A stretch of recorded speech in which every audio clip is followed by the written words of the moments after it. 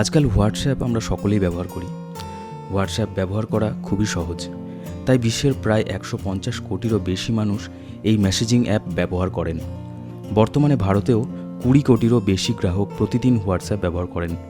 কিন্তু ব্যবহারে খুব সহজ হলেও মাঝে মধ্যেই ছোটোখাটো কিছু সমস্যায় পড়তেই হয় অনেককে। যার মধ্যে একটি হলো, যে কোনো হোয়াটসঅ্যাপে গ্রুপে আপনি না চাইতেই জুড়ে যায় আপনার নাম।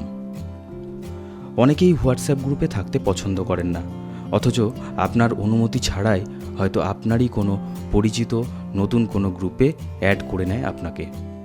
অনেকেই বিরক্ত হয়ে গ্রুপ থেকে লেফট করে যান। কিন্তু জানেন কি, হোয়াটসঅ্যাপে এমন একটি ফিচার রয়েছে যার সাহায্যে আপনি গ্রুপে নিজেকে অ্যাড হওয়া থেকে বিরত রাখতে পারবেন। তো চলুন দেখে নিই ফিচারটি। সবার প্রথমে হোয়াটসঅ্যাপ খুলে নেব। হোয়াটসঅ্যাপ খোলার পর ডান দিকে ওপরে যে 3টে ডট রয়েছে সেই 3টে ডটে ক্লিক করব। করার পর সেটিংসে যাওয়ার পর অ্যাকাউন্টসে গিয়ে প্রাইভেসিতে গিয়ে একদম নিচের দিকে দেখুন গ্রুপস লেখা রয়েছে। এই গ্রুপসের মধ্যে 3টে অপশান রয়েছে, এভরিওয়ান, মাই কন্ট্যাক্টস আর নোবডি।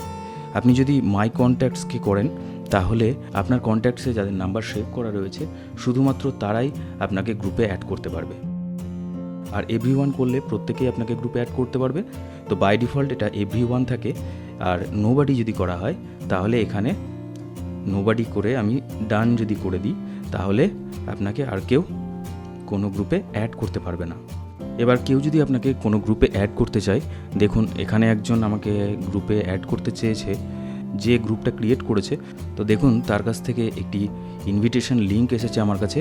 তো এখানে জয়েন গ্রুপ, তো এই জয়েন গ্রুপে যদি আমি ক্লিক করে দিই তাহলে সেই গ্রুপে আমি জয়েন হতে পারবো।